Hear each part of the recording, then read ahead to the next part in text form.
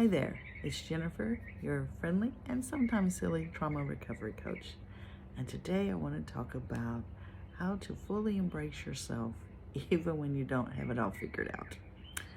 I remember this. I remember thinking I had it all figured out, and then life would throw another curveball at me. And then I had to start all over again. But with self-esteem, and after you've gone through trauma and you're trying to regain your self-esteem, life's still going to throw you curveballs. So I just want to give you a few tips on how to handle that. So let me get my notes. Sorry. First of all, we're all going to go through these periods of self-doubt and insecurity. Just going to happen. We can't get away from that. That's okay.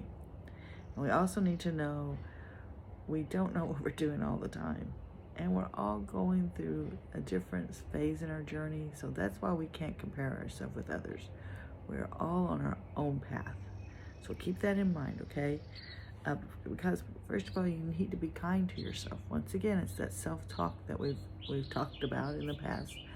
We have to accept what we consider our flaws. And I remember growing up and thinking that I had certain flaws and that they were terrible. I mean, we all go through this, especially during our teenage years. And then also hearing about others when they say they have this flaw, or they don't like their voice, or they don't, whatever it is. And me thinking, well, I like that about you because that makes you different. So keep that in mind. The way we talk about ourselves, we are much, much more critical than others. What we think is the worst thing, they think is endearing because that's you. So keep that in mind. Also, don't be afraid to try new things and experiment. I know, that's a scary one. That one was probably my worst one for me. So just embrace who you are, embrace your quirks and all that, and see where they take you. Just go for it. Also, take time for yourself and do things that make you happy, not others, that make you happy. Those little things. You know about me, I'm a quilter, and that makes me happy. And so when I'm really, really getting stressed, all I have to do is sit down, grab some material, and start piecing things together. And it just brings a calmness to me. Everybody has something different. Some people like running. Some people like music. Whatever it is, you go out there and do the thing that makes you happy, not others. Appreciate the good moments, even when things are tough.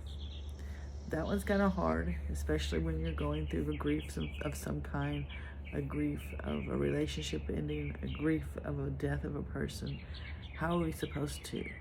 Well, you have to purposely think about it and think about doing those things. I know it's hard. It's especially hard, but that's why it's probably so important. And also, don't be afraid to ask for help when you need it.